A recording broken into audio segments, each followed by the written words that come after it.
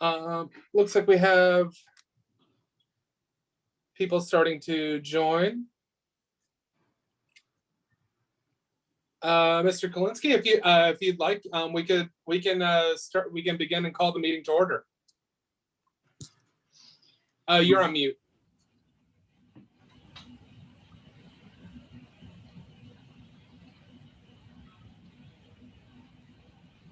All right, that should do it. Yeah. Okay, sorry. All right, I was not given an agenda, or I didn't see an agenda. So I know we need to discuss sections 29.213 and 29.214 of the proposed ordinance, but is there anything else that we need to do at the outset? So we need to, as well say, I can try to shoot you a send over another agenda real quick. Okay. But to start it off, it's call the meeting to order, a moment of silence, and then public input. And we have 5 people who have requested to speak this evening. And I wanted to ask you, since you're the chair, just in the interest of time, we were thinking somewhere between 3 or 4 minutes, since we have 5 people speaking. But it is up to you, since you are the chair. I would propose, since there are 5 people speaking, no more than 3 minutes, if that's okay with everybody. Okay. So then we'll start. If you'll call the meeting to order. All right, I call this meeting to order. This is the first meeting of the Quality of Life Subcommittee, and I now call us to order. And next is the moment of silence.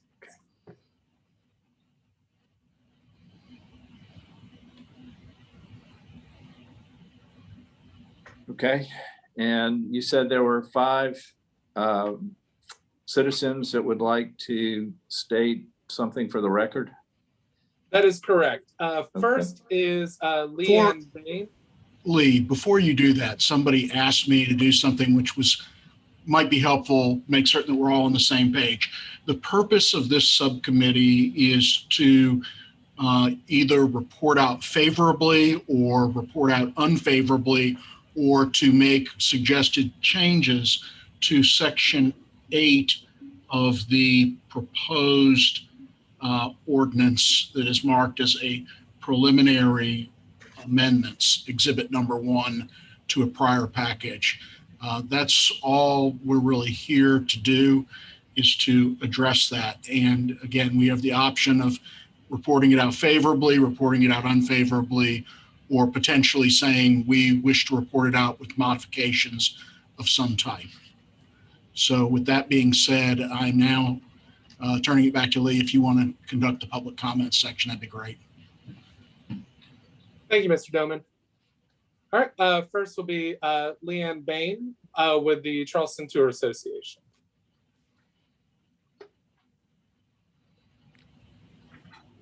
Hi, can you all hear me? Yes, ma'am. Okay, thanks so much, everybody. My name is Leanne Bain, and I am president of the Charleston Tour Association. I would like to briefly comment on the 3 proposed ordinances that are on your agenda today. I know the first one is from the Charleston Carriage Horse Advocates, the Anti-Carriage and Anti-Tourism Group. I find this proposal absolutely ridiculous. In my opinion, these suggestions are not there to help the horses or the safety of the industry, but as a vendetta with the goal of running the carriage companies out of business. The second proposal, which is the main focus, is the city proposal, and this one also has some concerns for me too. On several of their suggestions, I believe that the city is stepping over the line. For example, the one that you're going to discuss today, the emergency plan. All B, C, and D are really the responsibilities of the business, not of the city. The city is not the business in this instance at that point in time. In fact, number A, that is also a thing that is responsibility of the business. We don't put these requirements on hotels, restaurants, cab companies, pedicab companies. This is something that is geared specifically to the carriage companies, and it's not the city's responsibility to do that. The third thing is I don't work with any carriage company. I don't drive carriage to companies. But when I became the president of the Charleston Tour Association, I did visit the barns and farms to learn about their businesses. I am an animal lover. I have 3 rescue dogs, and I would not do anything to harm animals in any way. So I would not support anything of the carriages if that's what they were doing. Their carriage companies love their animals. They care about their city and the guests that their visit. They had a proposal, which was number 3, and I believe it was an olive branch showing that they're willing to work together to create solutions that are fair and equitable for all. The proposal you're going to discuss today is one by the city, and it did not take any consideration into a recommendation of what the carriages said. And what I mean by that, if passage safety. So what happens is that the language, when you read it, if you don't understand the business, makes sense. Okay, you have to have a parent or a guardian accompanying somebody under the age of 14. Well, guess what? Carriage companies do student tours, and there's not always a parent or a guardian on there. So this carriages suggest that they change the words to chaperones. There's a lot of instances in a lot of these different ordinances that they wrote that need to be modified to be able to accommodate the way business is done in the city. And it should be done as a group project. So I personally suggest that we throw out all 3 of these and start from scratch. But if you don't want to do that, all I'm asking is that you take the chance to go through line by line, read it, understand it. If you don't understand those questions, the carriage companies are on Zoom. Please ask them directly what it means. I appreciate your time. I appreciate you all serving on this tourism commission. And if there's anything that I can do or have any questions that I can answer for you, please get in touch with me or ask me online too. Thanks so much.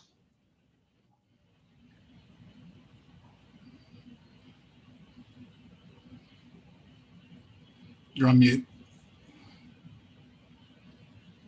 Thank you, Lan. Next is Mr. Nicholas Green.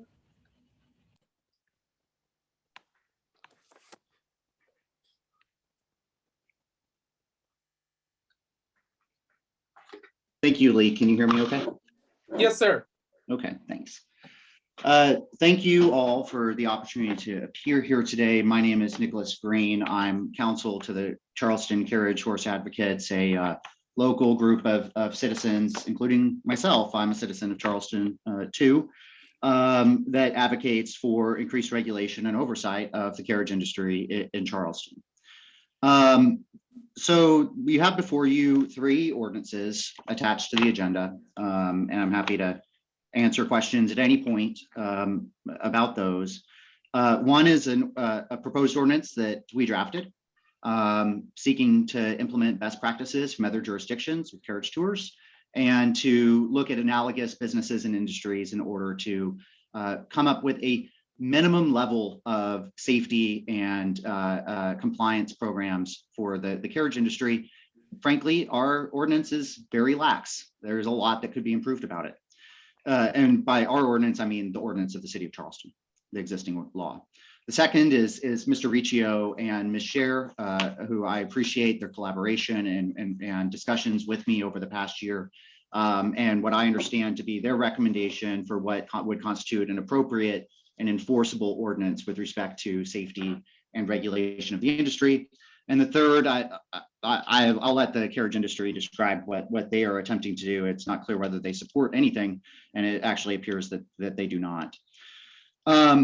There have been 3 meetings this week. This is the 3rd time I've spoken. Chair Sabo, I know you've heard me all 3 times. And what I'm going to do is address slightly preemptively an argument that I've heard over and over, including from Mr. Riccio, that somehow this process is abnormal, that it's unusual for a citizen group to come before its government and to advocate for a particular set of policy changes. I make a living as a partner in a global law firm, passing laws in state legislatures all around the country. I do it on behalf of businesses. That's who pays my bills.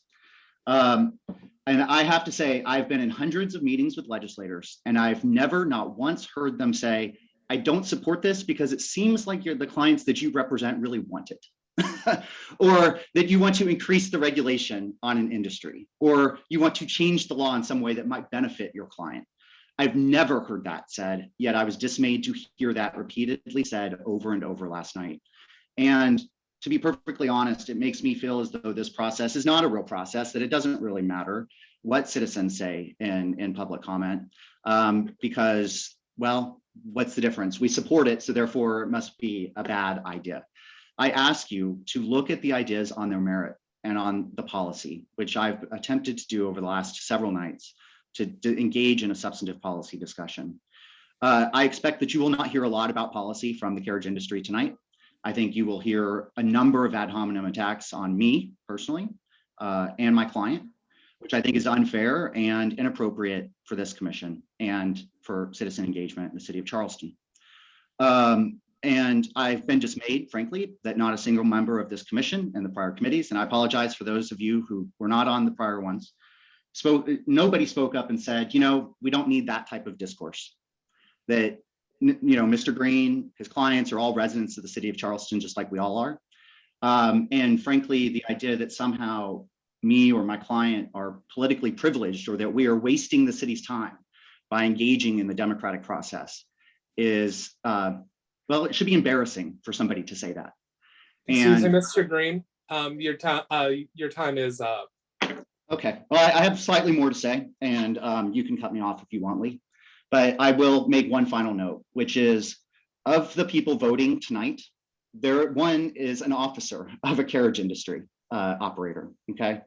The ordinance is set up specifically so that this commission is tilted in favor of the tourism industry, and that's fine. I don't have a problem with that. But I do ask that the commission consider the entirety of the ordinances that we've proposed and that Mr. Riccio has proposed on their merit, that it exercise its regulatory oversight obligation with respect to the industry. And, you know, I have a list of incidents over the last 5 years where people have been injured, including children falling off of a wagon, right? A child fell off a wagon on East Bay Street.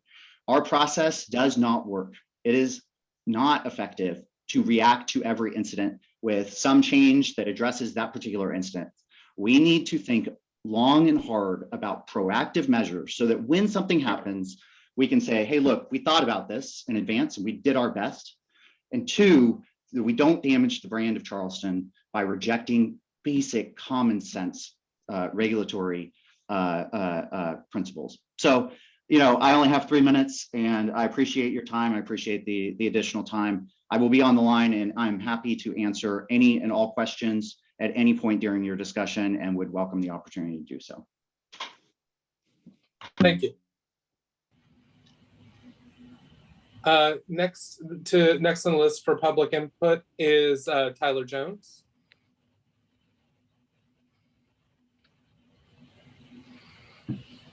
Hey, can you hear me? Yes, sir. Good afternoon, members of the subcommittee. My name is Tyler Jones with Charleston Cares. We're made up of Old South Carriage Company, Palmetto Carriage Works, and Charleston Carriage Works. As you have been made aware, the local anti-carriage group, Charleston Carriage Horse Advocates, proposed an ordinance last year to put new and arbitrary regulations on carriage tours. City Council and the city's Tourism Commission are both well acquainted with this group and the demands of this group. For the last year, city staff has bent over backwards to make sense of their very nonsensical demands. And to fashion a fair ordinance requires a participation of people who want a solution more than they want to keep the issue before this body until they get their way. And for years now, the carriage companies have endured harassment and relentless attacks from this political group. They have screamed at our customers who, remember, are people visiting Charleston, screamed at our employees, picketed and protested in front of our barns, intimidated our barn workers to the point that many have quit because of the verbal abuse, and they've spread misinformation and lies about how we do business. Y'all have seen it.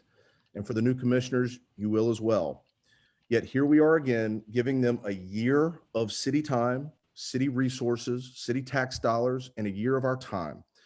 And I don't have to remind you all that this past year has been the hardest in the history of carriage tours and for small businesses everywhere in Charleston.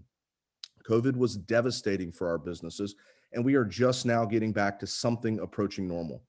And just when we can see the light at the end of the tunnel, instead of focusing on growing our business and recouping our losses from the past year, we are here again fighting for our existence, all because of a very loud and very small minority of politically connected residents hired an attorney with zero knowledge of carriages to write an impractical ordinance targeting our community that the city, for some reason, has given a year of time and energy. And at the end of almost a full year of review, the city narrowed that ordinance significantly to a much more realistic, but still imperfect document that is before you today. And although the carriage companies think that this entire exercise is futile, it's unnecessary, and rewards bad behavior, we are willing to compromise in order to continue our objective of being the safest and best run carriage community in the country. We are here ready to assist the city with our expertise in crafting an ordinance that makes sense with everyone. Now, the specific section in front of you today implements an unnecessary and redundant emergency weather ordinance. The problem with this proposal is we literally just litigated this issue about a year and a half ago, as you may remember. When Mr. Riccio and the city first proposed this, we sat down with them and came up with a pilot program that would implement a process within the carriage community to review severe weather and to vote to close if necessary. That pilot program was approved by the city, agreed to by this commission, and there have been no problems and no incidents since. So I'm not entirely sure why we are relitigating this issue if there's no problems and no incidents. We close whenever there is severe weather, and because of our commitment to safety, there's never been a weather-related incident in Charleston. So it begs the question, what are we trying to solve? The other reason we oppose this ordinance is because it turns a weather decision into a political decision. If it starts to spit rain in Charleston, mark my words, the anti-carriage group will get their members to flood the city with calls and emails demanding that they close us down. And as it currently stands, we make— Mr. Jones, I am very sorry to interrupt, but those are your 3 minutes. Okay, thank you, Lee. Can I have one more minute as Mr. Green had? That is up to the chair. That's fine. 1 minute though. Okay, thanks. As it currently stands, we make this decision based on close review of weather reports and radar. And keep in mind, we are liable for any weather-related incident, so no one is more cautious than we are about being as safe as possible. And if the city takes over this decision, they are liable and are much more susceptible to public pressure. So we must keep this decision based on science and not politics. But if you feel compelled to act on this particular proposal, we simply ask that we be able to make up the time we lose in 1 hour increments over the course of the following Saturdays. In other words, if we're shut down for 3 hours on a given day, the next 3 Saturdays, we would be open for 1 additional hour. That's a fair compromise that keeps us in business and gets the city what it's looking for. The other part of this section dealing with children on carriages, with all due respect, is written vaguely and is in need of significant improvements and clarification, but in our opinion is unnecessary. The way it's written, it requires 1 adult per child, which would limit families and school groups. It's another example of a solution in search of a problem. So I just ask that you follow the lead of your colleagues on the tour guide subcommittee who on Tuesday rejected all of these proposals. This is not the time, nor is it any of this needed. I'm here to answer any and all questions that you may have over the course of this meeting. We want to be a part of the solution. I want to thank you for your service to this commission and to the city of Charleston. Thank you very much. Thank you.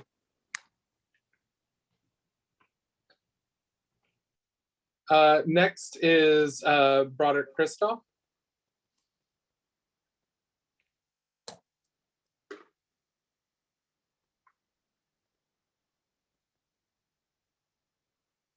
Hello, can y'all hear me? Yes, sir. Great. Members of the subcommittee and city staff, thank you for the opportunity to speak to you tonight. My name is Broderick Christoph with Charleston Carriage. I'm asking the subcommittee to vote against the changes to the ordinance that are in front of you tonight. There seemed to be a lot of confusion among subcommittee members at the previous 2 meetings about the series of events that led us to where we are today, and I just wanted to talk about that for a bit.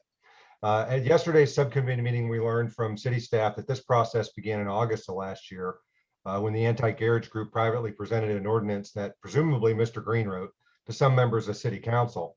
They were directed by those members to go through them, which they did, and the city legal department came up with what is before you tonight. At no point in this process was the Carriage community invited to participate in the crafting of the city's version, Exhibit 1. However, yesterday, Mr. Green told us he had multiple conversations with city legal staff during the process. To be fair, while we do not think new ordinances are necessary, we were invited to submit changes we would like to see, and we made notes about sections we wanted to clarify and expected that at some point we would all be meeting to kind of coalesce these things. Those meetings didn't happen. And then suddenly we were notified that these subcommittees were apparently those meetings.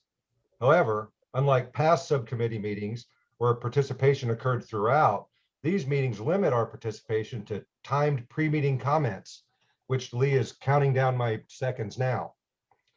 Even when the subcommittee members propose questions for the Carriage community that we could answer, and even though we're present throughout, no one asks us. None of the notes we have submitted have been considered so far, not one. At times during the last 2 meetings, members made comments about the table that we're all supposed to be coming to. And I hardly think that a few minutes of comments and then looking at the table through a soundproof window is what they meant. Nor do I recognize a political anti-carriage group, nonprofit or otherwise, as a stakeholder in this. Their members repeatedly appear on the records of both the commission and council advocating for a ban on carriage tours, regardless of what their attorney tells you today. You can check that for yourselves.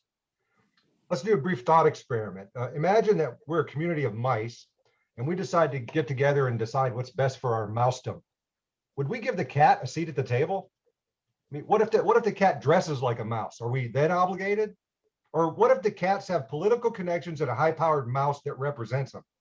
I mean, maybe that's it. I honestly don't know. But what I do know is that these cats have been monopolizing this commission's time for 2 solid decades. Among the things that we've all learned over the last year, I hope, is that municipalities don't have a duty to compromise with groups that are ideologically opposed to the existence of another, be it because of race, gender, nationality, business type, or otherwise. When will we finally be brave enough to just simply reject these groups? After all the unrest over the last year, we're still going to consider these types of groups stakeholders. You will be deciding tonight whether to recommend the city's version be adopted by the full commission. The first subcommittee on Tuesday rejected the changes to the ordinance brought about by the anti-carriage group, and I'm asking you to do the same. While history has shown that the carriage community and the city have worked together in the past to effect positive change, that hasn't happened with what's before you tonight. Yesterday's subcommittee decided to avoid issues altogether. Instead of voting on just the sections we were all expecting based on the agenda, they voted not to endorse the city's version, but to instead recommend the entire proposed ordinance, all of Exhibit 1 be explored again, and that passed 2-1. I don't even know what that means, much less what it accomplishes. This past year has been very difficult for businesses in Charleston, including my carriage business. We are just starting to see signs of recovery, but nothing is certain. I ask that you vote against this and allow me to spend my time focusing on my business instead of, as if anybody ever knows, what the cats are up to. Thanks for your time and for your voluntary service to our community.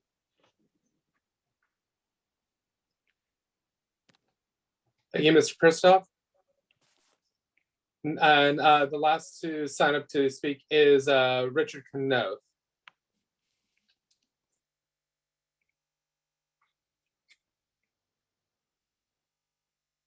Lee, can you hear me? Yes, sir. Hello, thank you for your time, guys. My name is Richard Kennoth with Carolina Polo and Carriage Company. We're the only carriage operation that is not represented by the CARES group. I would like to say that that doesn't mean that we are new to the carriage industry, the horse business, and all of the safety, animal welfare, and operational concerns that must be taken every day to maintain Charleston's carriage industry at the gold standard for all equine activities, I believe, globally. I personally have been involved with the Charleston carriage industry for 32 years, off and on. Any off time that I had working away from Charleston, I was working with horses in another capacity in Central America, South America, Europe, Canada, and all over the United States. With that being said, as the only carriage operator not represented by CARES, sometimes we are, and I know it's completely unintentional, left out of some notices and correspondence this is actually last week, the email that was sent on June 1st was the first official notice that we'd received of any new proposals or changes to the tourism ordinance.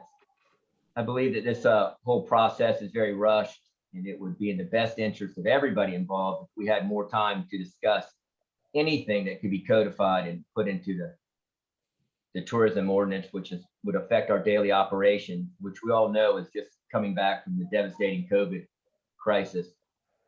So thank you for your time.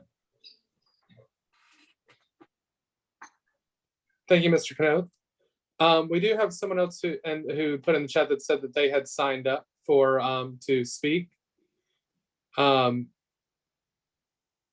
is Jody Whitaker. I do hope I pronounced that correctly. And my apologies if I did not. One moment.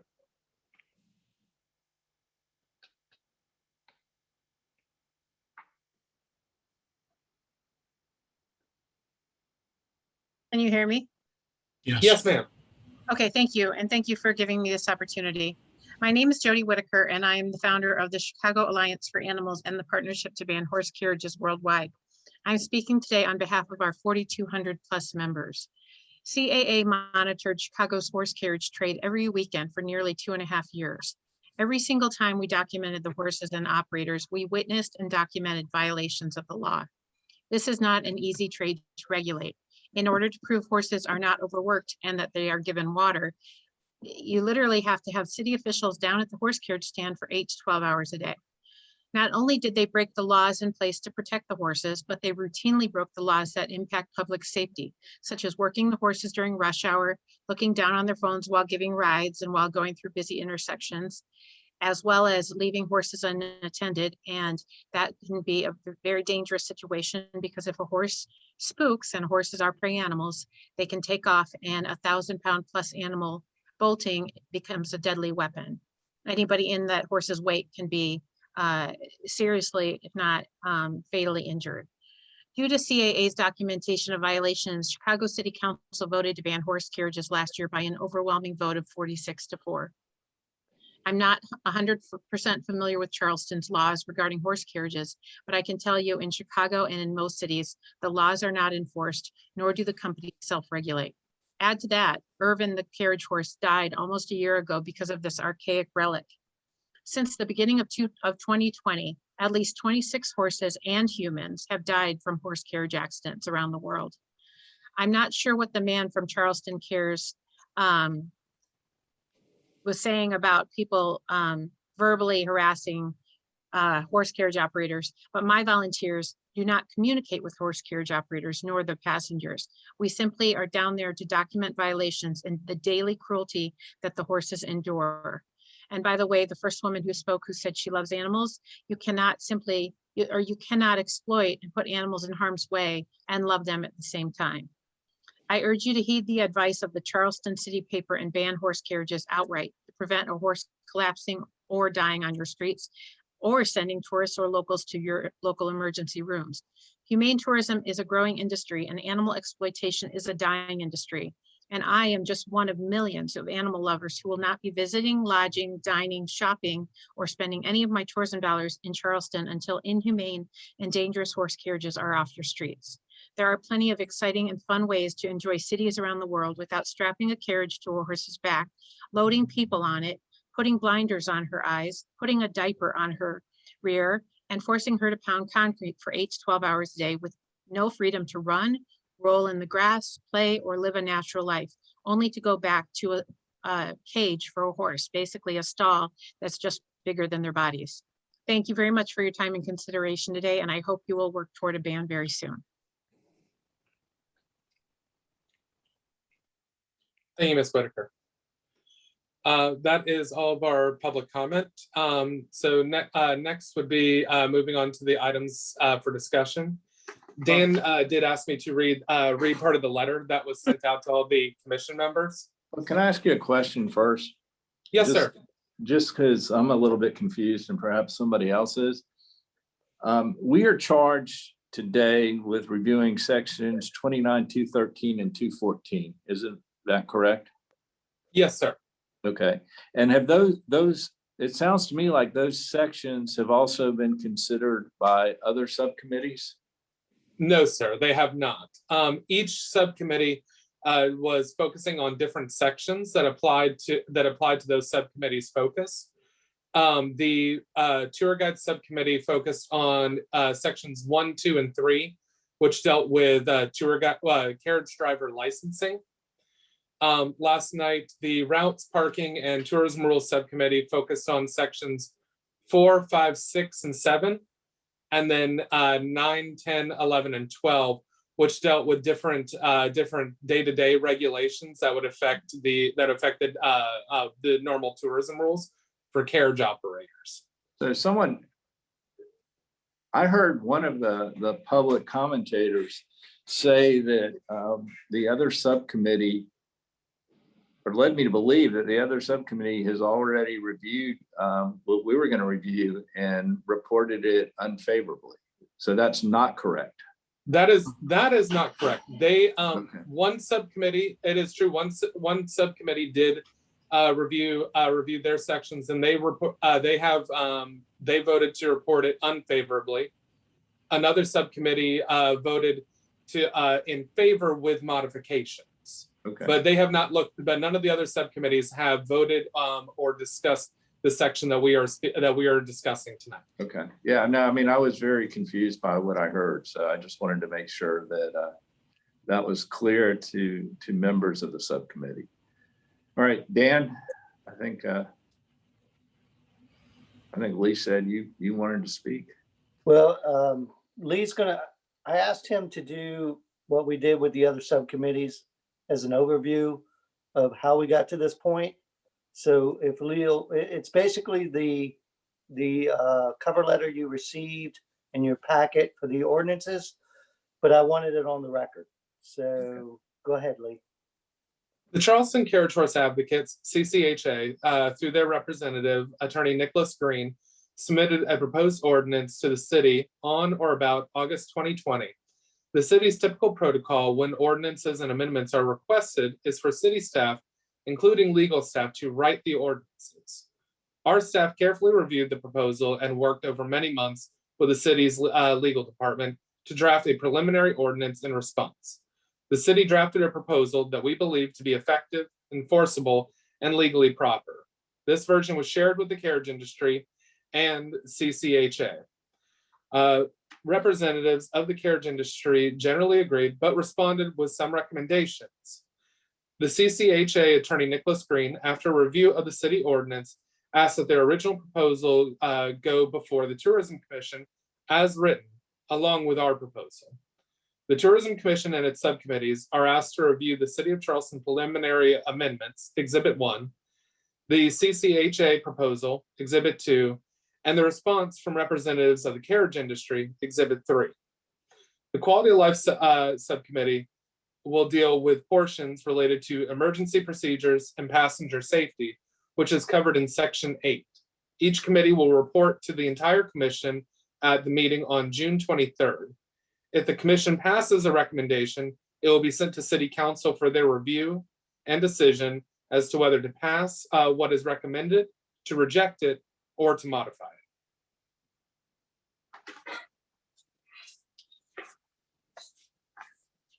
And from here, so we'll be reviewing Section 8. And just to give an overview of Section 8, I believe Mallory Shear was going to give that overview. Yes, so I will go over all of those. I'd first off like to thank the subcommittee for your time.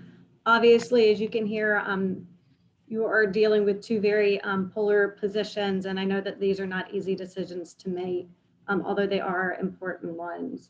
I would also like to thank the city staff. I really enjoyed working with everybody to make this happen, and hope that we go through this. If you have any questions, feel free to jump in, ask. What I am going to do is I'm going to screen share and kind of go through what we have.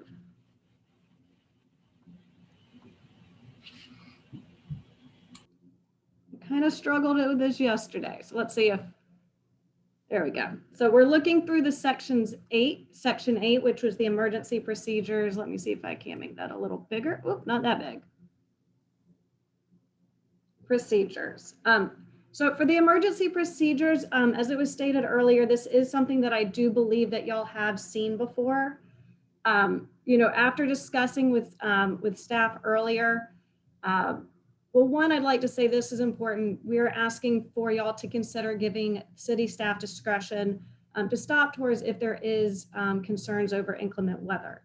This could be whether or not, a potential tornado warning, hail, anything. This would give our director the discretion to pull any tours. Sections B is talking about submitting a plan. C is talking about making sure that we have that plan approved. And then D is also requiring the annual emergency training. We do ask y'all to consider, if you do report, we understand if you have any questions or concerns. We do feel that at least reporting out favorably, subsection A is important. We would be willing to discuss further, but we just wanted to emphasize how important we do think subsection A is to be codified within an ordinance. The second section. Just a quick question.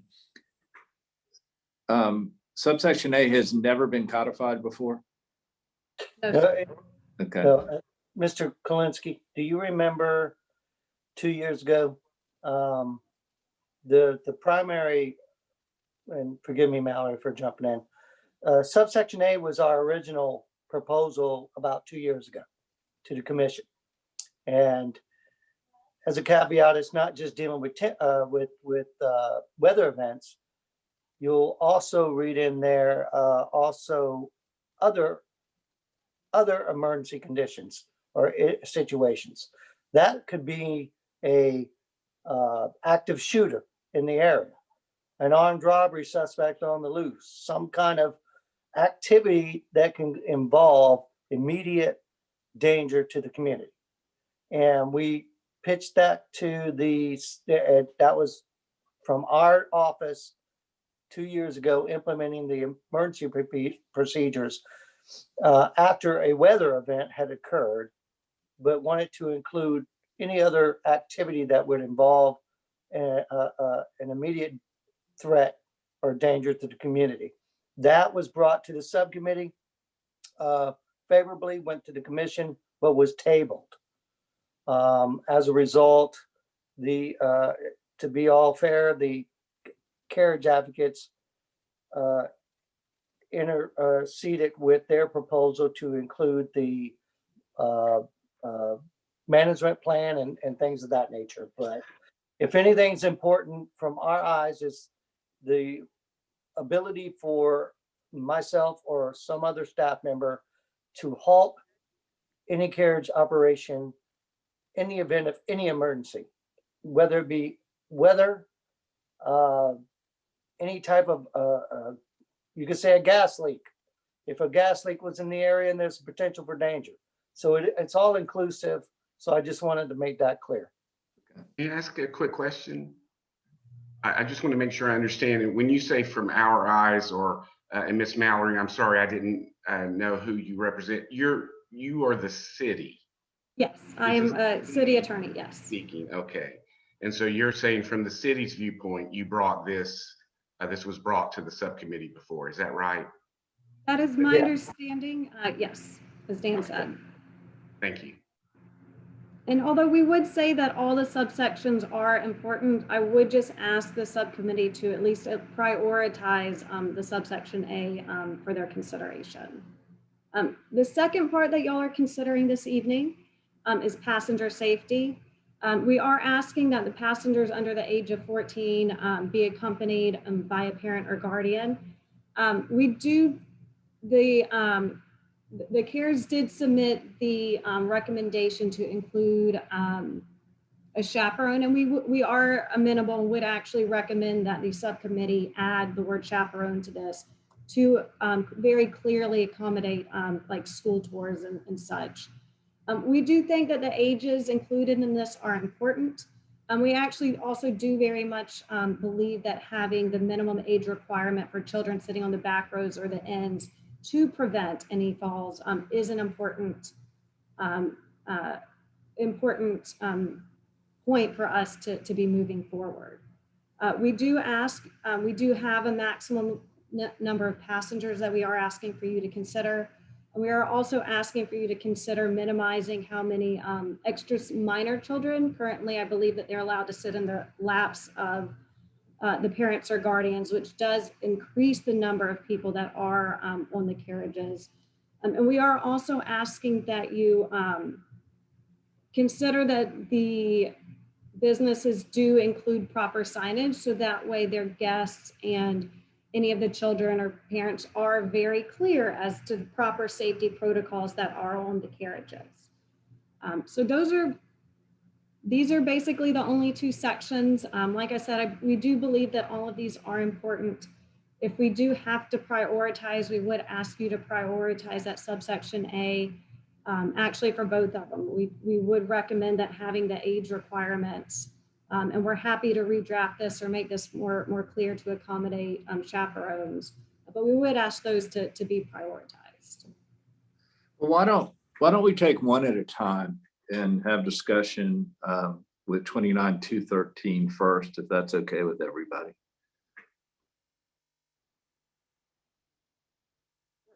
Or I'm happy to put the screen share back up. Y'all just direct me. I would love the screen share back up. And all right. if you don't mind, and then we can ask a couple of questions. I'd like to know, I'm a little confused as to where all this is coming from. If I understand correctly as a novice here, this has come from some carriage advocate groups separate from the carriage industry who started these proposals, and then the city drafted them and has presented to us. Is that basically what I'm understanding? And so have there been incidents that have led to these, or have we had incidents with school groups or with young people falling off?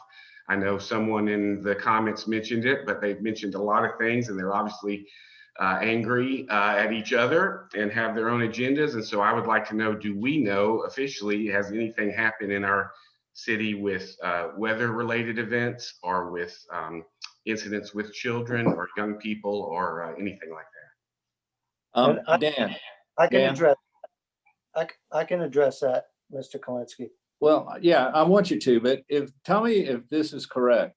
During your tenure as director of livability, only on one occasion did you call the carriages off the street? That is correct.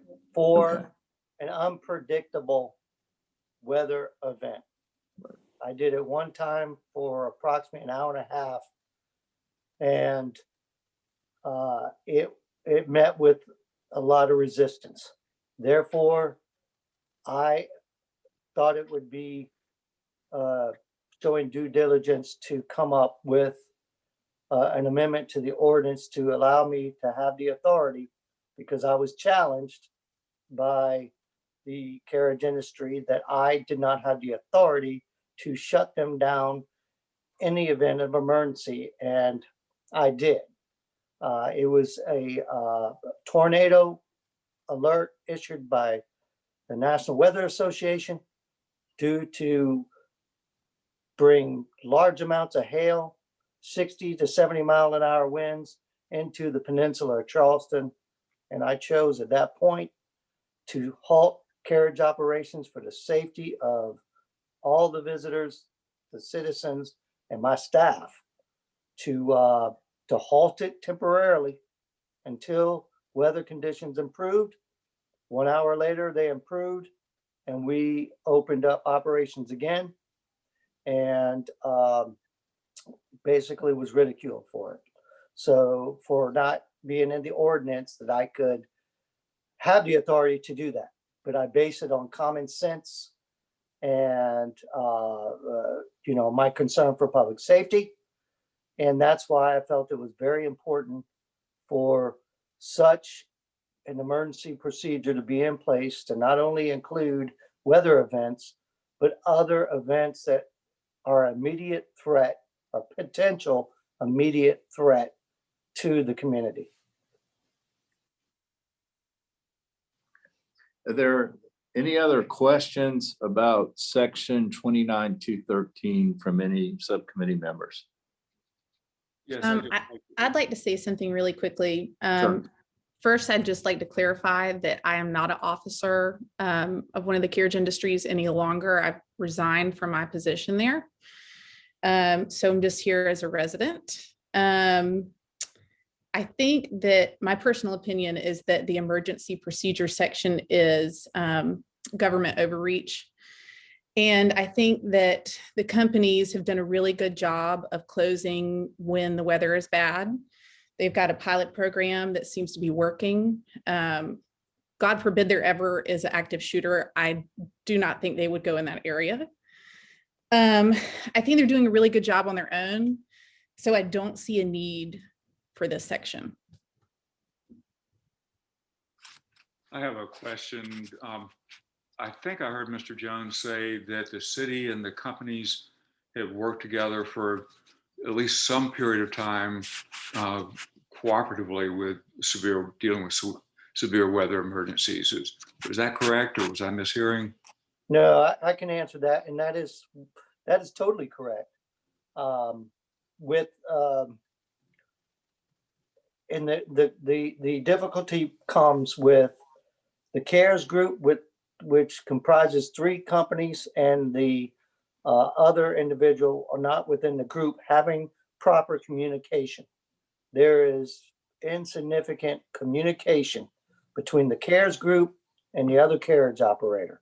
That's what concerns me. So what's said for the CARES group for the 3 company and the 1 company not under the CARES umbrella, there's a problem. There's a communication problem.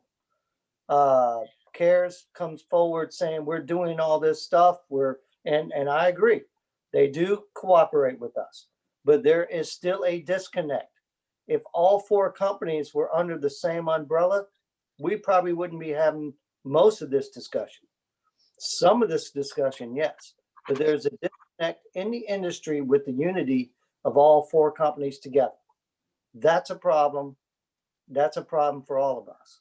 That's why it's difficult to enforce, notify. Just because the CARES group is doing something doesn't mean the other one has knowledge of what's going on and the communication factor in place. So with that disconnect is a lot of concern. With this emergency procedure, we halt operations. It's common sense. If you don't think that if I know or have awareness that there is a potential armed gunman somewhere nearby, that I would not have the common sense or the authority to halt operations, to me is ridiculous. I think it's important to have some purview, not government overreach. It's not government overreach. It's a matter of public safety for 1, my employees, 2, their employees, and the visitors and citizens of Charleston. So I will tell you, what's good for 1 is not good for the other companies because they are not on the same communication level. If they were all to unite, I don't think we'd have the issues that we were having. And that's the difficulty with the procedures, with this emergency procedure. Some follow the rules, some don't. And I'm not even some in CARES group. So it's all inclusive, Mr. Owen. What other businesses are subject to this kind of closure? Pedicabs, walking tour guides? Well, are they required to leave? Victoria, they're the only ones with an animal, and an animal has a mind of its own. So that, to me, there's more of a danger with an open carriage. If a weather event is coming, they're not in a tour bus protected by metal and steel. They are in an outboard, open type of vehicle that the horse has control if it's spooked. So this is a totally different animal with this. And I'm here to tell you, you guys can do what you want, and that's fine. I'm not getting in this political fight because I'm getting a little tired of it between both sides. I don't care about both sides. I care about public safety. I care about Charleston and the citizens and visitors. So whatever this committee decides is fine with me, but I will tell you that if any conscientious person would not think that at least an emergency procedure in place is not helpful, then I don't know what to tell you. Now that I'm hearing that there was a challenge to your authority when you actually did clear the streets, I can see the need for putting that in the code that that you or somebody at the city does have the authority. Question though, given that emergencies by definition don't allow much time for decision making, is there any way to codify the kind of advise and consent that might take care of some of this disconnect? I think in terms, I think that's why we would need this. It would be a discretionary for our director. What I do want to emphasize is this is not meant to change the heat restrictions. Obviously, that is something that has already been very much discussed on both sides. That is written in there. This is really for the emergency situations. You know, I know we discussed weather and we went all the way to active shooter, but there's also protests that can spontaneously happen. And so I think these are all things to be considered in terms of giving the discretion to the director. I think, Mallory, I mean, I'm sitting here thinking, and maybe overthinking as a retired lawyer, but do you think that A should specify not just the Department of Livability and Tourism, but the director of the Department of Livability and Tourism? I think we can modify it so that we do have a point person, but in the absence of Dan's availability, say he was on leave or something, we would just need to make sure that we did have the director or an appointed official or an appointed agent of the director. Okay. And I'm happy to add that language if that's what the subcommittee would like. That probably goes without saying that if the Department of Livability and Tourism has the authority, then whoever is in charge of the department at a given time would have it, and we wouldn't need to specify the director. Any further comments about? I'm sorry, I have just one quick more. Yeah. One of the Carriage groups asked that they could have an hour on the weekends to make up for their time. Is that their main concern with this? I assume their main concern with this is we're shutting them down for several hours. They lose that time. Do they not already go into the evening hours now? Is there? They do, sir. Yeah. Well, after the gate closes, when the medallions are issued, that's for residential areas, and they can run commercial tours, which are primarily on the streets of Broad, East Bay, back up, or down Meeting, Broad, the East Bay, back to the barn. So it's not the prettiest tour, if you will. And if we were to amend, or it would take an amendment to the ordinance of the time that these carriages are out, because there's a reason for the gate to close so that it doesn't impact the residential community after the gate closes. And that would be very difficult to, in my opinion, dealing with these issues over the years, is to have neighborhood support for an extra hour on any given day to be compensated for. That would be difficult. The situation that happened with the potential tornado, they were closed for 1 hour. Sometimes it's an hour in the heat when the heat index gets up. So it's extremely hard to have a system to where we have to give them back their time lost because of a heat, or in this case, a weather or emergency event. And carriage companies pull their carriages off the street for several reasons anyway, including, I think, just more rain than passengers want to put up with. So it gets to be sort of complicated it seems to me, to have a compensatory time add-on. Correct. I agree. I mean, I agree with it. And Is I also I think part of if I understand it correctly, part of the carriage company's concern is that they'll just be shut down for an arbitrary reason. And I don't think that's credible at all. I think that at least while Dan is the director, he's pulled them off due to severe weather one time. And I supported that decision 2 years ago when it was made. So I've found Dan to be fair and reasonable in his decisions, and is not going to just arbitrarily decide to pull the carriages off the street. I agree. And I love Dan. I think Dan is great to work with, and I think he's been fair.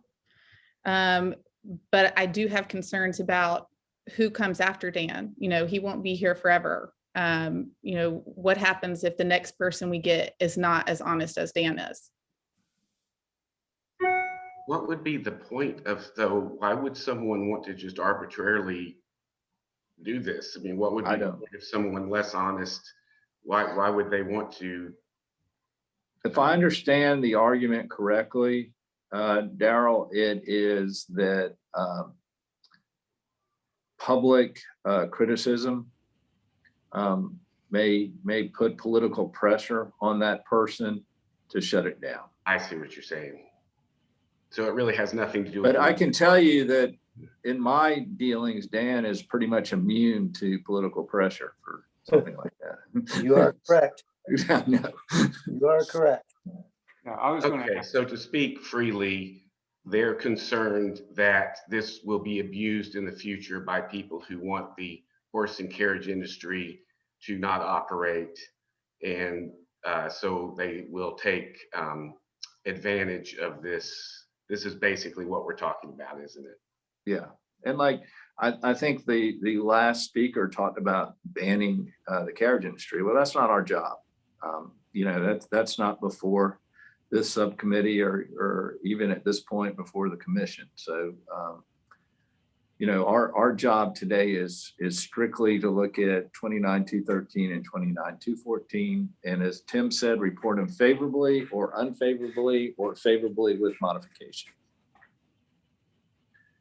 So with that, is there any other discussion on section 29-213?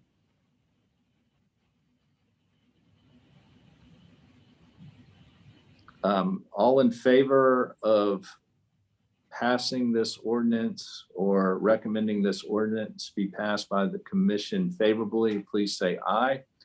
Aye. Aye. Mr. Owen? Yes, aye. Okay, Ms. Moore? Nay. Okay, it will be advanced favorably on a 3-to-1 vote. And oh, sorry, Chairman. Are y'all, just so I'm clear, are y'all trying to move it forward all the subsections, or y'all just emphasizing A? I was taking a vote on all the subsections. That was my intent. If anyone has an issue or didn't understand that, please speak now. I would say only that I don't quite understand what we're asking the carriages to do in B. But yes, I primarily am yaying to A. Can I have some explanation of what? Yeah, Mr. Chairman and Sure. Mr. Witt, like Mallory expressed earlier, the importance of this emergency ordinance and our primary concern would be subsection A. If this subcommittee chooses to omit B, C, and D, we have no problem with that. That's what my vote would be. Yeah, I would prefer subsection A only. I would admit, after thought and discussion with staff, that maybe, the emergency plan from each company. I agree. It seems a little bit of overreach to me after reflecting on it. So I spoke with Mallory this morning saying, I don't really, I really want Section A to be successful, but if B, C, and D are going to bring it all down, I'm more focused on A and not worried about B, C, and D. All right, well then let's reframe the question. Somebody want to make a motion on it? Because I know we did the last one without a motion. And we Right. typically have been following that procedure at the other subcommittees. Okay. Will someone make a motion to accept 29-213A favorably as submitted? I will make that motion. Okay, is there a second? I second. Okay, all in favor, please signify by saying aye. Aye. Aye. All opposed? Nay. Okay, so it's still 3-1 favorably reporting section 29-213A. Can we raise hands real quick? Because I want to make sure we get the record straight on that. Well, it's Kalinsky, Owen, and Wade voting favorably and Moore voting nay. Thank you. That's equally as good. Okay. I did also, and it is of course up to the committee members and the chair. We did have one comment in the chat asking to stop the screen sharing of the screen so that the public can view the panelists. But that decision, of course, would be up to the committee members and the chair. I think that it's helpful as we embark upon 29-214 to still have the screen share available. The same person did just ask to at least stop the screen sharing during the vote. That's fine. I have no problem with that.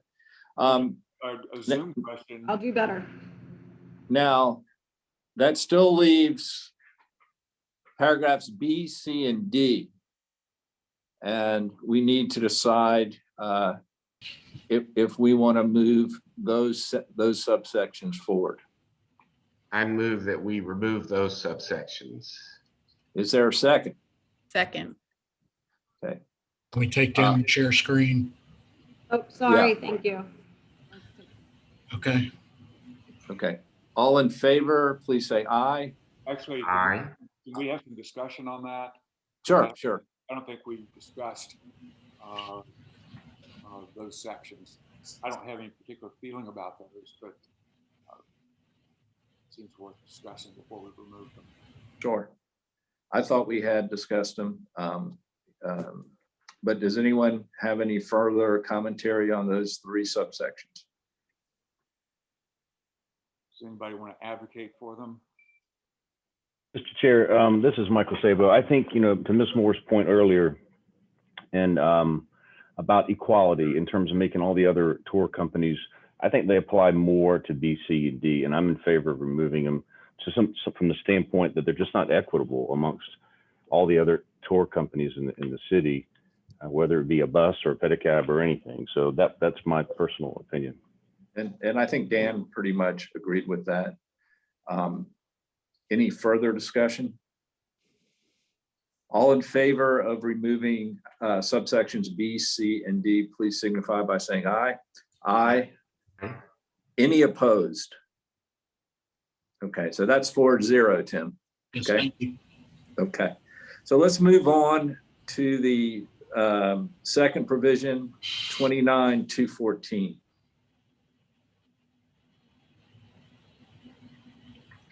Mallory, do you want to put that back up, please?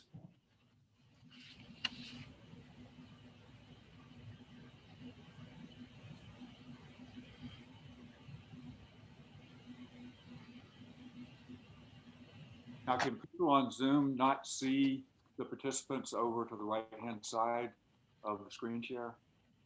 I know I can. Sorry, I couldn't hear you. I'm saying, can all the participants not see parties on the call even at the same time as the screen share is up? I know I can see everybody over to the right-hand side of my screen. I think there are different statuses. I think as participants, we may be able to see each other. I certainly can see all of you, but I think that the public may not be able to. I'm not clear on that. Okay. Who would like to, Mallory, is it back to you for an overview, or Lee or Dan? I'm happy to kind of sum back up what we discussed previously. I think what we would like to prioritize once again on this one would be the A, except with the modifications that the CARES had suggested, adding the chaperone to it. We do believe that the age restrictions are important. And we do believe having age restrictions for the back row and the sides, just to make sure, just for a safety, extra safety measure. I believe most of the carriages do have the 16 maximum already. This would just be trying to make everything level and on an even playing field. And this C would be maximizing the number of additional children that are added to it. So right now, my understanding is you're allowed to have any minor child sit on top of a parent or guardian, so it can kind of, the numbers can fluctuate on the carriages. So this would just kind of help maintain an even number on the carriages for our staff to be monitoring. Well, who's responsible? I'm sorry, I didn't mean to interrupt. I thought you were done. I'm long-winded. No, well, who's responsible for checking the age of children? For instance, I know 5-year-olds that look 7. I know 8-year-olds that look 5. And I was curious as to whose responsibility it would be to monitor that. Well, the way it's written now, I mean, the onus would be on the carriage company for that. I mean, the city would not be out there asking parents for the ages. The carriage company would just be responsible for maintaining that they do have the kids aged appropriately, sitting appropriately for safety reasons. Do the carriage companies have any kind of age restrictions presently? They do, but I do not have that information in front of me at this moment. Do we have any knowledge of any incidents with children or overcrowding or people falling off? Anything? Yes. I was going to say, I'll let staff answer that question. Yes, we do. I think it was a year ago, a 4-year-old child fell off the rear of a carriage. And I think the reason for this type of ordinance is to, if you will, a protective barrier around the carriage with adults, and, you know, interior with kids seems to be a little more safer than having a child, you know, dangling on the back of a carriage or on the sides. So I think that's the spirit of the ordinance, is having a safety buffer for children that can potentially fall off. So, but yes, we have had an incident with a child falling off the rear of a carriage. Any other questions? How would this be for the carriages school groups? So this would be worded, that's the wording that you're looking to change, so that, or if we don't change it, will they have to stop their school groups because of this? Unfortunately, yes. So we would just recommend that you do, you know, move this forward by adding chaperones, which was added in the CARES version as well. So the way it would read would be accompanied by a parent, guardian, or chaperone who is over the age of 18. I think it still would hinder school groups. The way we have it written here, they wouldn't be able to sit on the outside seats or the back seats or the front seat. So that leaves 4 seats that they would be able to sit in. If they're 7 year, that is accurate for any child that would be 7 years or younger. So any school groups that are 8 years and over, that wouldn't be an issue. Okay, what about single parents? So if I want to take my kids on a ride and I have 3 children, I wouldn't be able to go. Don't believe that this says a 1-to-1 ratio. It just requires that your kids would have. They would have a guardian or a parent, Guardian or parent. But they would have to sit on an outside seat. depending on age.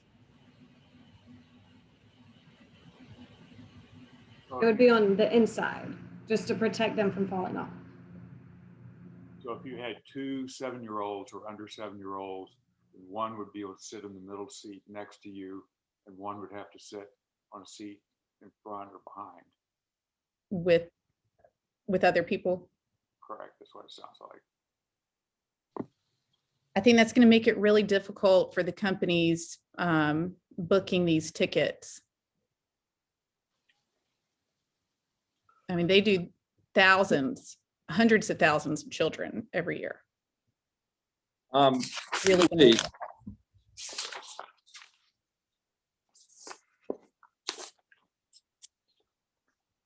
Lee? Yes, sir. The CARES group, the only amendment they made to 29-214A was to add the word chaperone. Is that correct? I am pulling that up right now. I believe that they also did strike the under the age of 7, the rear, and the adjacent to the roadway. So, That is correct. So they struck parent or guardian and replaced chaperone. Correct. And then they struck and that children under the age of 7 may not be seated in the rear row of the vehicle or in a seat immediately adjacent to the roadway. Did they So basically offer, just adding chaperone, okay, but getting rid of the rest. they didn't offer alternative language for the second part of that? I just don't have it in front of me. There is no alternative language for that now. Okay.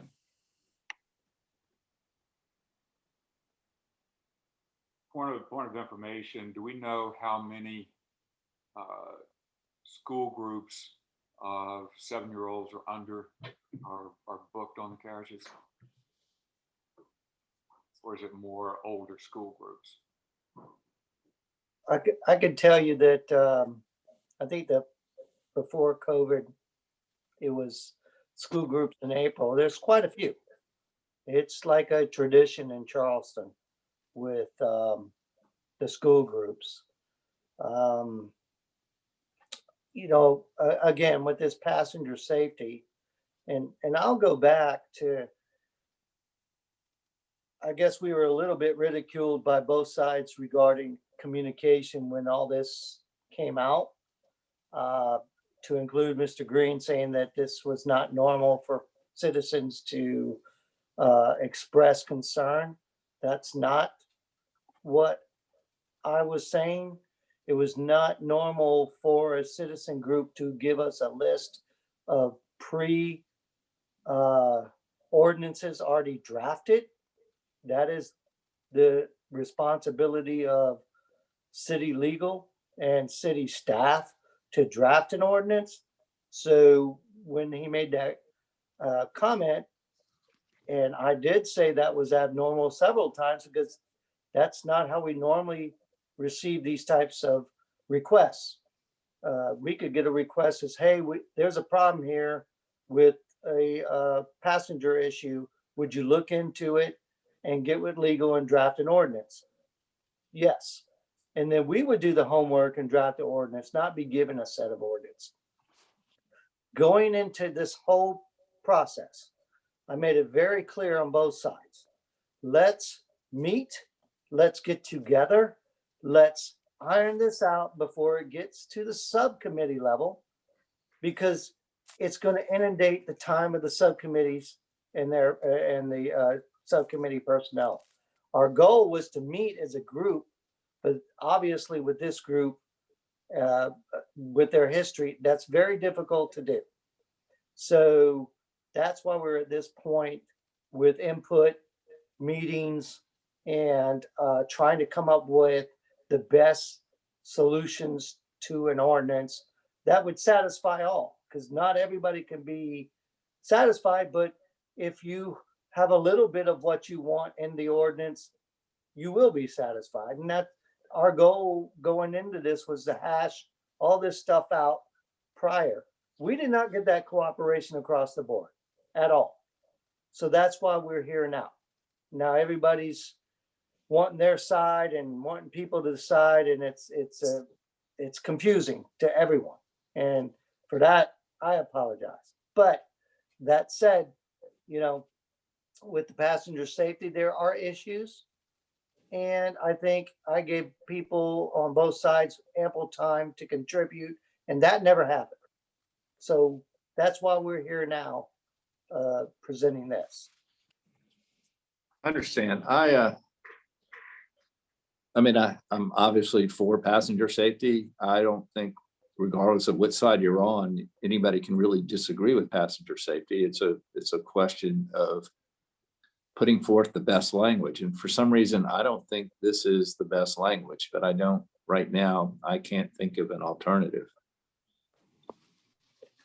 I agree. I think it's important that we consider that annually we're doing around 500,000 tickets a year, with all the companies together.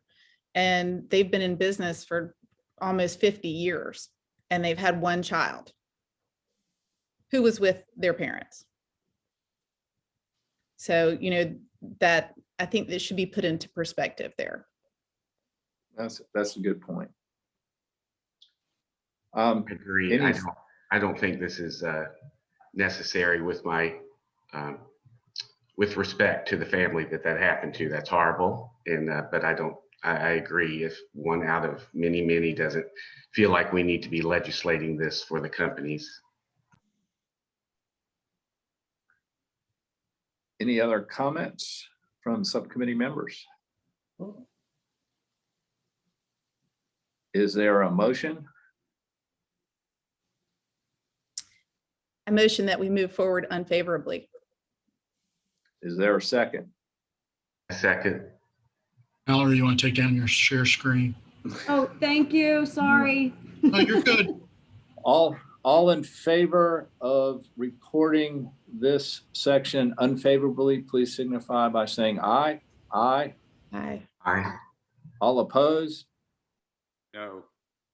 Okay, so I think if I'm correct, Moore, Wade, and Kalinsky voted to report it unfavorably. Mr. Owen was the nay vote. And Thank you. as I understand it, we did not change the parent or guardian language and insert chaperone. We just voted to strike the whole thing. Is that correct?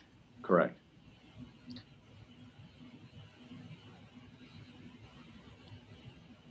Anything further?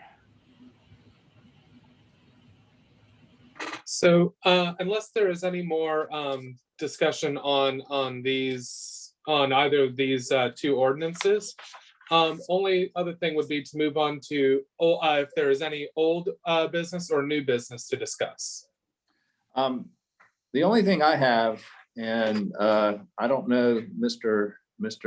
Dahmen may restrict what we can say and what we can't say. I'm not sure, but I had a conversation with Mr. Owen yesterday, and the basic thrust of it, and correct me if I'm wrong, is to see what other issues can be brought before this subcommittee that affect quality of life.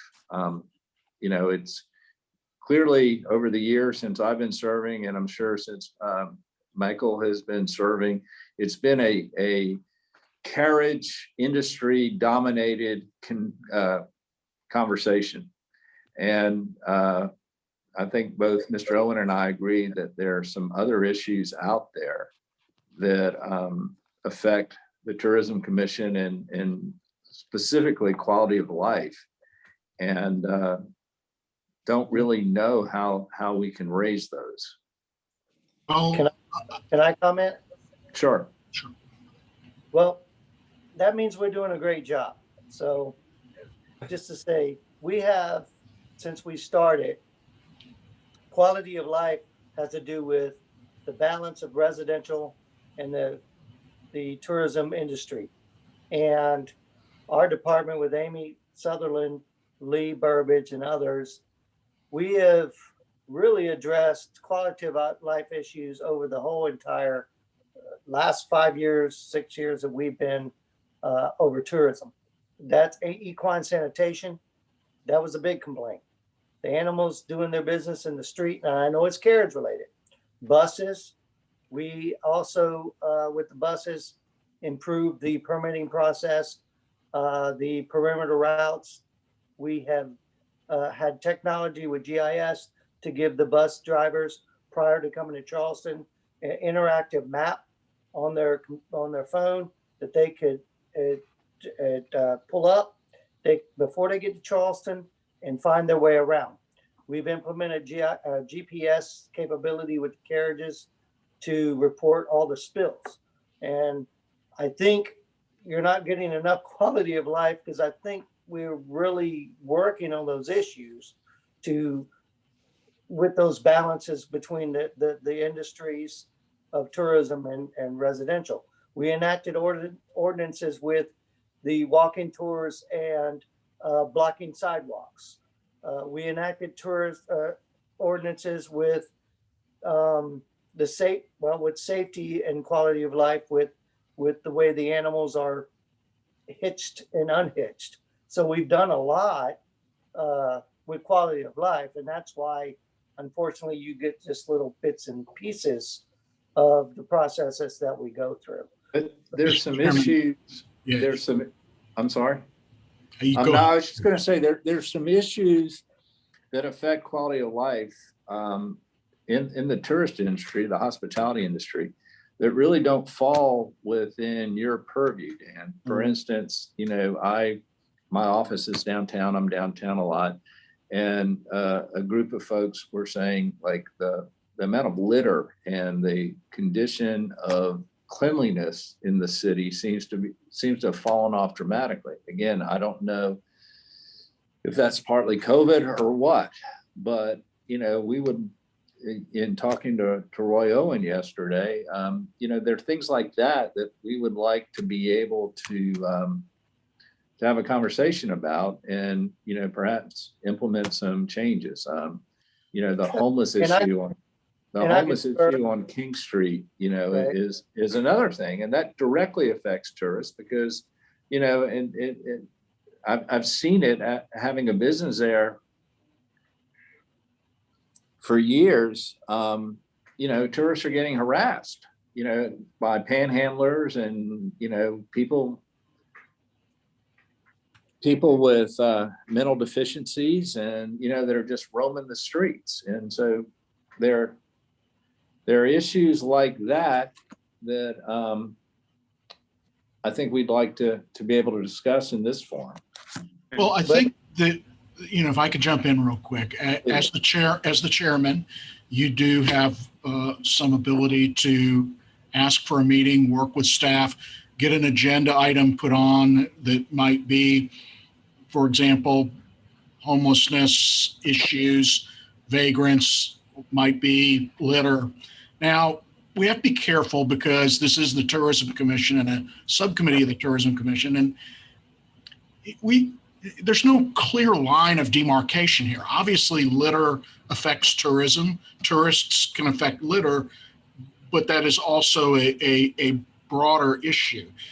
This is an advisory group, the Tourism Commission, so we would only be making recommendations to City Council. But if it would serve a useful purpose for us to have a subcommittee meeting addressing those items, I think we just need to get that communication to staff, ask for a meeting to be set, ask for that to be put on the agenda.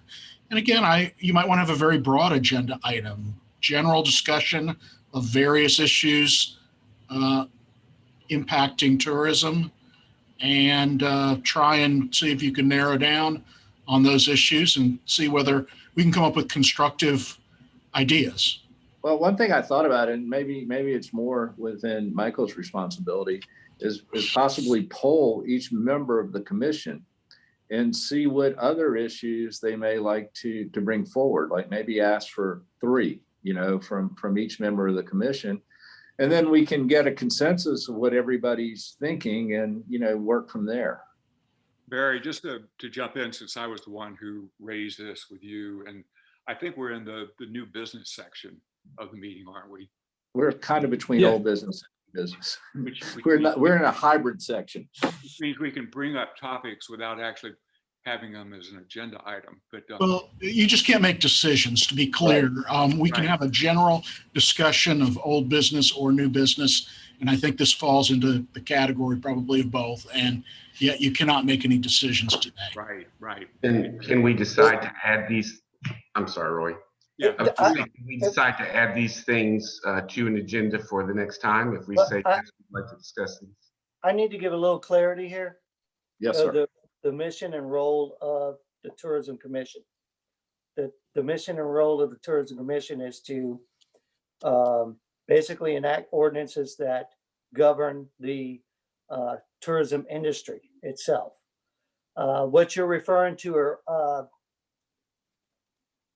impactful to tourism. However, it is not under the purview, and correct me if I'm wrong, Tim and Mallory, under your decision-making process as a body, a voting body, to agree or disagree on.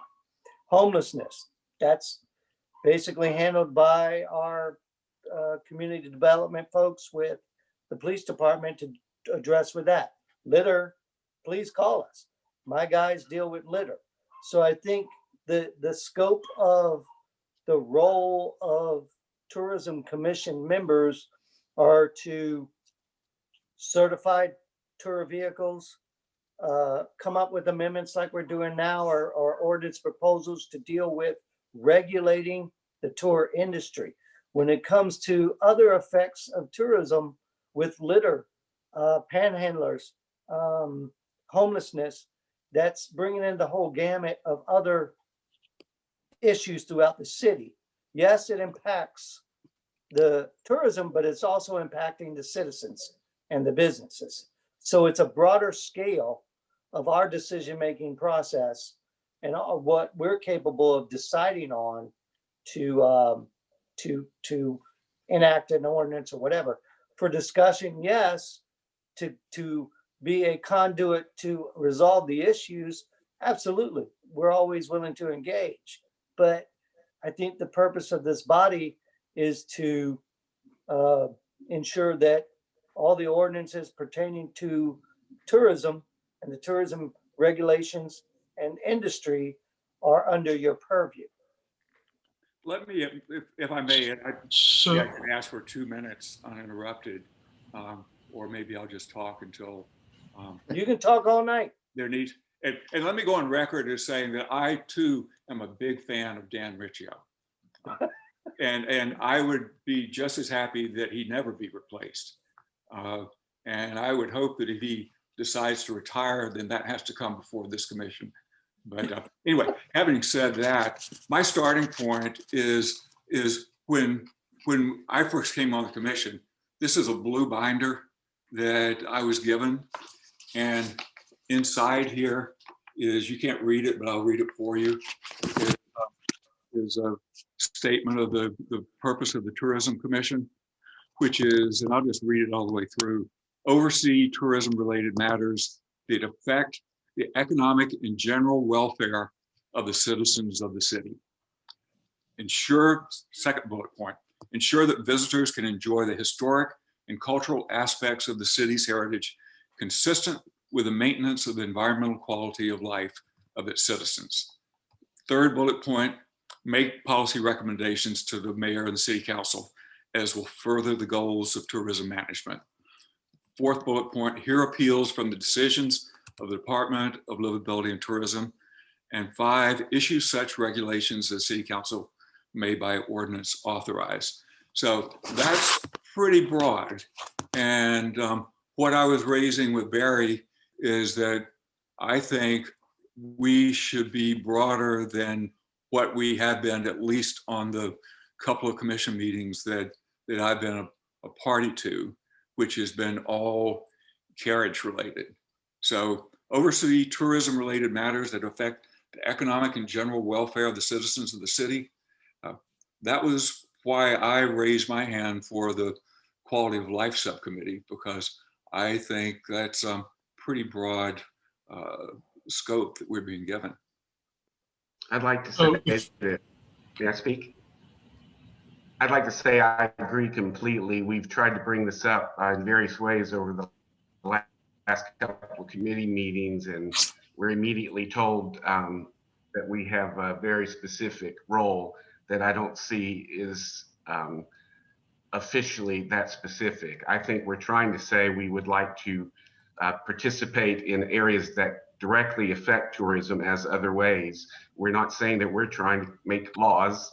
We're saying you're trying to stop us from talking about this, perhaps indirectly, about talking about some different issues before we can even get started with them. So I think it would not hurt us to be able to have some discussion time as a committee and discuss these various areas, and perhaps something positive can come out of it. And then you can tell us if we're overstepping when we start to come up with some suggestions. But I too joined this committee in hopes of being able to participate more than regulating the carriage industry. And I'd like the opportunity to do that. I don't mean that you're intentionally doing anything to stop us. I understand where you're coming from. I think you happen to have several people, perhaps all on the committee, who are very willing and new, therefore energetic about trying to do something. And perhaps we will become jaded and not do that. But for the moment, why don't you use us? And I understand, I mean, and Tim, again, I understand that we have the authority to recommend to City Council, and City Council is free to further explore, dismiss, or accept. But that, you know, I think what I'm hearing, at least from this subcommittee, is there are clearly other issues that we might be able to make at least a recommendation on that really impact tourism management, and most importantly, the overall tourism industry of the Tri-County area. So I understand what you're saying, and I agree in many respects with what you're saying. I think that everybody should look at section 29-33, the duties and responsibilities. Mr. Owen read from it, but I'm not sure if that was the most recent version. The online version states it was amended in 2019. It had a few words that were different. Of course, we have to make policy recommendations relating to tourism management. That's number 2. The more broad one is the first one, oversee the broad range of tourism related matters. It probably would be inappropriate for this subcommittee or the Tourism Commission to tackle homelessness as a problem. However, it may be appropriate to talk about how those issues interact with tourism, and it may be appropriate to ask questions and make recommendations. I agree with what Mr. Wade said, which is y'all want to put forward some more ideas, and then we can talk about whether we really think that we're running out of bounds or not. But let's put the ideas out there and talk about it before we decide that it's out of bounds. Well, and then I would think the way to do that would be to maybe at the next meeting to have us each individually and ultimately collectively agree on a set of additions to the scope of our subcommittee other than just horses and carriages. And at that point, we can decide what's inbound and what's out of bounds. And I think it's fabulous that our commission chairman, Mr. Sabo, is in attendance and he has heard everything. And now we can charge him with the responsibility of how to move this forward. I support it, Mr. Chairman. I think, you know, it's probably because Dan and his team are like ducks on the water. They're just under the water. They're just going. And some of these things just don't ever float back up to the commission level. And I think your recommendation on just getting some input from the next commission, and luckily it's coming up in the next few weeks, just what would be, some focal points or areas for discussion, and then we could align it to see with what, what our scope is in terms of the mission itself. But, and Dan, maybe that's something for your team to listen to, just either communicating some of the things that you're doing more efficiently to the subcommittee level, and or making a list, or again, it's not any fault of your own, it's just probably this just never comes around. You're just putting out fires, and those are the types of fires that you bring to the subcommittees. Correct, and that's a good point. We work very closely with the police department and our homeless coordinators, and dealing with the issues that you're coming up with. And I'm no way trying to disparage anybody's motivation. We need you as a group, as a body, to move forward. Unfortunately, carriages are always at the top. I don't know why. But because carriages are like the Middle East crisis. It's always going to be there. It is what it is. And I wish it was different. But, obviously we're here to help as a city, as a whole.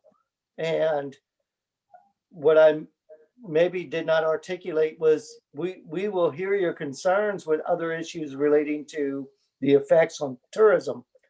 But unfortunately, this may not be the body to regulate that, but the thing is, it is a body that we can reach out to other portions of the city that are responsible for those efforts and combine somehow our efforts, whether as an official member of a commission or as a citizen helping another group of the city that is dealing with the homelessness and things of that nature. So I hope I didn't discourage anyone. However, our goal is to work together, and I applaud everyone's enthusiasm. We need it in this time that we're going through. But your voice will be heard, period. Whether it's in the voice of the Tourism Commission or is your voice as a citizen that we can group up with other departments and other areas of the city to address those concerns directly. So I don't want to discourage anyone. I want us to still resolve problems with our group and other groups of the city to work collaboratively. Dan, if I may, it just as a kind of a jumping off point to start to work on to start discussing a number of the concerns that the Quality of Life Subcommittee does have.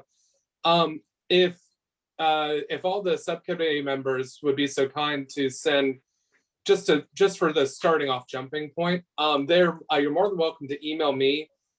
Let's just say right at first, maybe if Dan and Amy, if you're okay with this, two or three talking points, 2 or 3 points that you'd like to discuss. We could try to set another quality of life subcommittee meeting within say the next 2 months. And I'd be happy to put that agenda together with those items. And so we can discuss in the meeting, what we can just talk about, whether it is something within our parameters and whether, what other departments it might involve, and further that discussion. But I'm always more than happy to answer those questions and try to put something together. Any commission member is more than welcome to contact me and ask for something to be put on the agenda. And for our new commissioner, our new commission members, like I remember last time, and I think Michael was around too, you guys brought in Chief Reynolds, and we had a dialogue with Chief Reynolds about, what was going on with the city and stuff. And I think that's the kind of thing that everyone would really appreciate, and have the opportunity to meet with some of the decision makers on some of these issues that we're concerned about. And I totally 100% agree. And I think our disconnect now is unfortunately COVID and Zoom. Getting in person and, getting together seems to be a little more helpful. But yeah, we have been addressing issues all along. We have invited guests to the podium. and to address these issues. But Lee, that's cool. I would even go further as to put it on an item of our upcoming whole commission to talk about coming up at the end of the month. I think there's a passion here that we need to keep going, and we need to put it on sooner than later. So, I I concur, will Dan. add it to the next agenda. Okay, all right, one last question. When will we be meeting in person? well, that's a very good question. I addressed that the first night. City council chambers are very small. As a result, city council are meeting remotely. They met at the James Island Rec Center last time. Yeah, I think it's the Bees Landing Recreation Center next time, a much more open facility due to the nature of city council logistics in the building. It's smaller and things of that nature. Less people can come. So we're hoping with more, I know it sounds cliche, but the more people that get vaccinated and able to do it, we're ready. We're ready to. Well, what about like one of the meeting rooms at the Gilliard for this commission? And I will tell you right now, believe it or not, we have to pay for it, and it's extremely expensive. And Okay. I wasn't aware of that. Yeah, and city council will not. We're not even meeting there. We're going to recreation centers as an option. If this group as a whole we can make that happen. We do have hybrid now with the city council meetings, meaning people can come in person and people can watch on Zoom. So that's the option that just went 2 weeks ago live for the first time. So we have the technology in place to do that. I can request that happen. I don't know if it'll be fast enough for the end of June, but maybe our next meeting. But we have to you still have people out there that are afraid to meet in person, that want to contribute. And I think that's the concern, is everyone being able to get the valid opportunity to participate. So we're in this middle ground right now to try to accommodate everyone. So with that said, I will look in with IT and the mayor's office to see if we can facilitate a hybrid versus, a hybrid / in-person meeting for one of our commission meetings going forward. To move back to what Lee was starting to talk about, which is suggesting what the commission members send in terms of suggested topics before the next meeting. I would say, just to clarify, Barry, I would look to you as the chair of the commission or the subcommittee, and Michael, to you as the chair of the commission, and then secondarily to the rest of us as members of the commission. And while not reducing the role of staff, and I would have to say I really appreciate the necessity of having staff supporting a commission like this. The commission should be driven by the commission members with the support of staff. And so I would think in terms of making an assignment as to what we do between now and the next subcommittee meeting, I would look to the chair for that. And I think, Lee, to your point before, and taking the spirit of this conversation, reaching out to the other two subcommittees and perhaps, Mr. McLeod and Mr. Yance, and having them have a similar type drill. I mean, this has come up before in our previous meetings, and we just have never had time to address it. But I think it's a worthwhile endeavor, and it's something that we need to support. And so certainly reaching out and starting the conversation at the subcommittee, which is the process. So letting those chairmen get together some information, and then we can report out at our next meeting. Absolutely. Well, thank you, everybody. We kind of went on for a lot longer than any of us probably expected, but I think it was definitely worthwhile. And thank you for attending. Yeah. Thank you. So next, the final thing on the agenda is just as for adjournment. So we would just, if everyone would care to adjourn, we just need a motion. May I say real quickly? I Yeah, just want to say thank you to Dan, Mallory, Lee, and Amy, or whoever worked on the proposals that we were discussing today. I know you did that for a lot of months, and I know you were dealing with a lot of emotion from both sides. I think you all did a very good job with that. Thank you. The information you gave us to help make our recommendations, you did a great job with that. Thank you very much. Thank you. Great. Did we get a motion? Yeah. Motion to adjourn. Thank you. all in favor, please signify by, I second. All in favor, please signify by saying aye. Aye. Nobody's opposed, correct? All right. Thank you, everybody. Thank you. Thanks, Bye. everybody. Have a nice night.